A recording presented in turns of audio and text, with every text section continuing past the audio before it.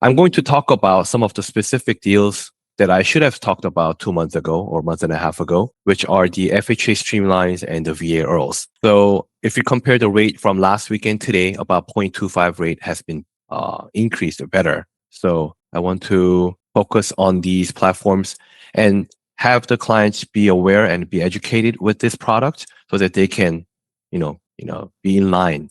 They can get in the line to apply for these refinance files. So these are just the loan products. These are in my eyes, massive wealth transfer of files from FHAs to VAs from one to the other. You can deliver real-time savings greater than a monthly payment of $100 or more without bringing in a lot of closing cost. And because our requirement are significantly lesser than the other products, we don't have to work too much and spend more time than the other loan products. So I want to talk about the reasons why I want to emphasize this product today. On the Federal Reserve economic data, rate has been just skyrocketed. However, as the trend shows that the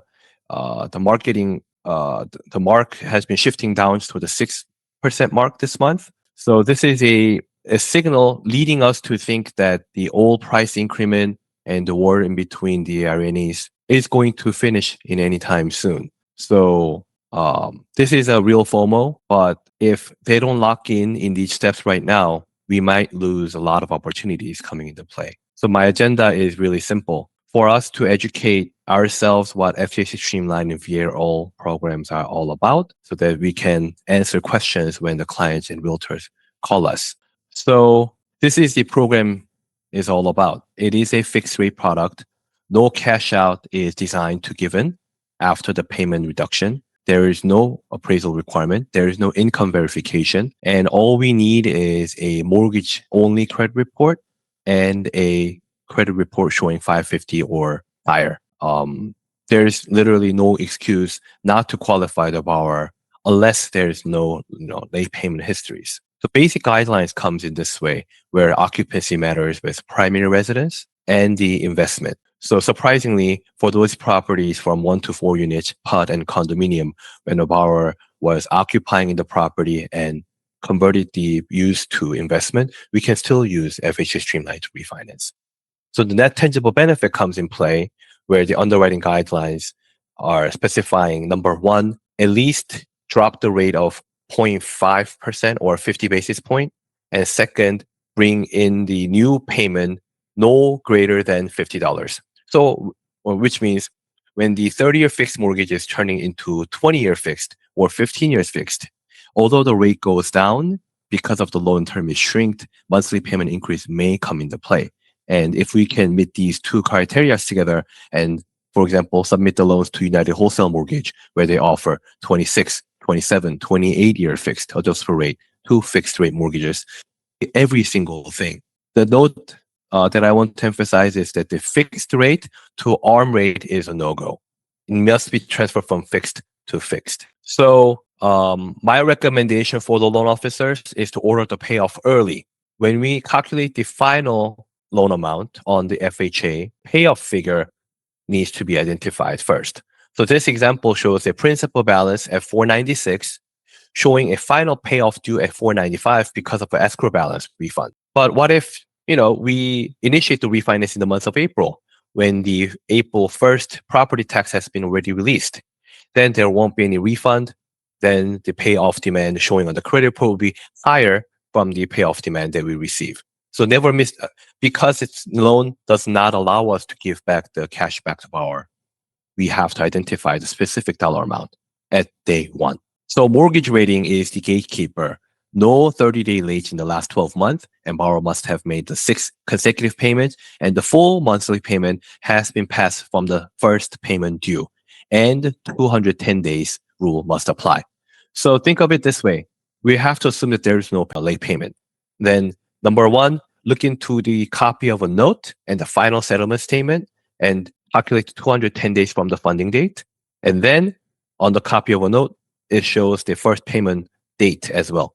Calculate the 6 months mark from there. So when you see the checklist here, all these checklists are basically talking about is is this FHA loan, eligible to apply right now, or should we wait for another 30 days or 60 days? Second, are we using any income documents, or are we just omitting all these, page 2 of 1003 with no income, no job employment information?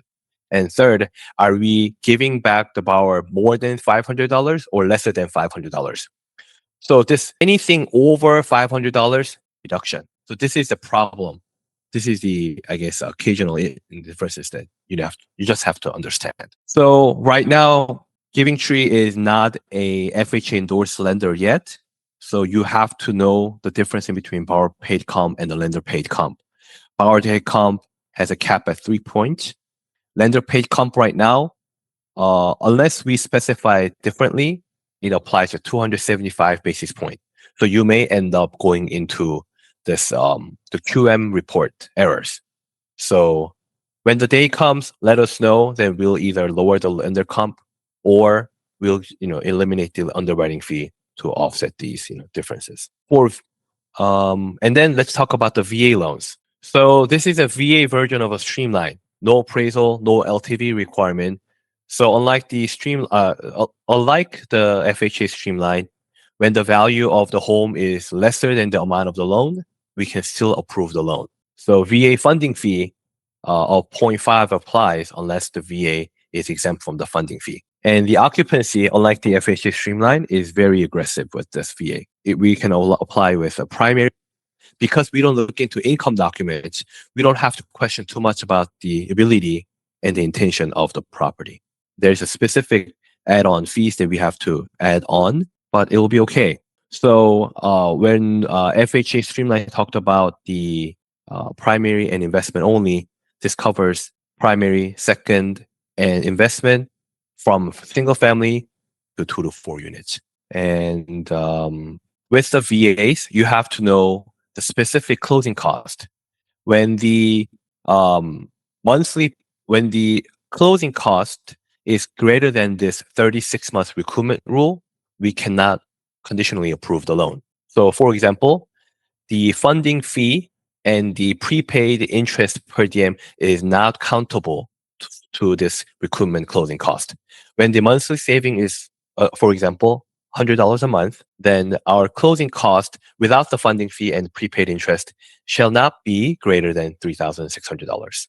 So the net tangible benefit on this one comes with the 0.5% of a rate decrement or 50 basis point from fixed to fixed. And when the term is changed and shrinked and payment is increased more greater than 20% of the previous payment, then we have to convert this into a full documentation loan.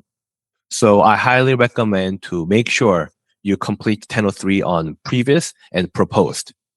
So when you compare the payment differences, I will be able to identify these findings a little bit easier, faster. And again, United Wholesale Mortgage is doing an excellent job of providing a adjustable and fixed rate that is different than all the other companies. Pricing is not the best, but if your intention is just to win, then you can offer 26, 24, 22-year fixed loan over the regular 20, 25, 30-year fixed. So the same waiting period applies, 210-day rules, and the 6 months of consecutive payment still is needed. Those late payment shall be showing on the credit report for the last 12 months. And the certificate of eligibility is now required if the borrower pays for the funding fee. But if you want to waive the funding fee, you have to bring in a COE showing that the VA funding fee has been exempt. Employment rules apply with the VA FHA streamline. No employment, no income verification, no job information is necessary on 1003. So this is what I want to emphasize, unlike the other file. VA has a specific hard cap. All the borrower paid comp applies no more than 1% origination fee on Section A. However, you can finance up to 2% discount points. So you can roll in the loan amount if you are doing this way. Complete total fee shall not be greater than 3 points. So if we submit as a broker, as a borrower paid, only the 1% rule applies. But if you submit the VA loan as a non-delegated correspondent, you can apply these two rules and then offer multiple options. Same checklist. You have to collect the payoff demand copy of a note, and the final settlement statement to make sure that we have a 210 days and the 6 months of payment histories. So if you look into these um, operation report showing the flood or disaster inspections, then we have to do the physical inspection. So during the fire, during the hurricane seasons or flood seasons, we had to deliver the physical inspection report.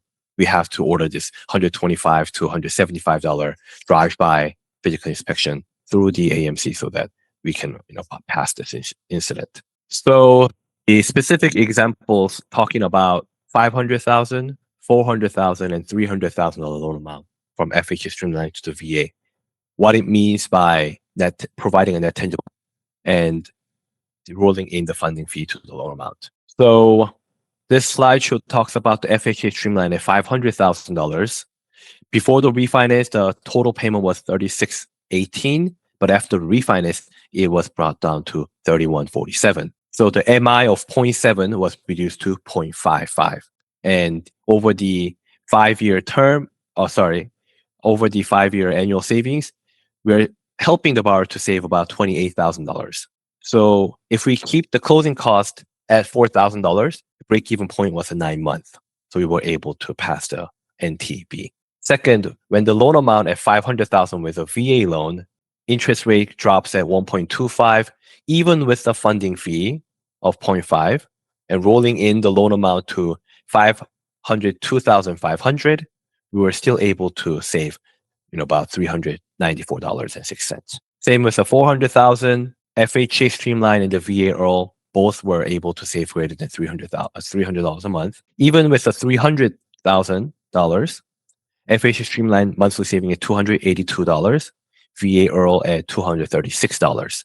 So if you look into this chart, it's really difficult to miss the deal when you look into the purchase transactions back in 2023 and 2024.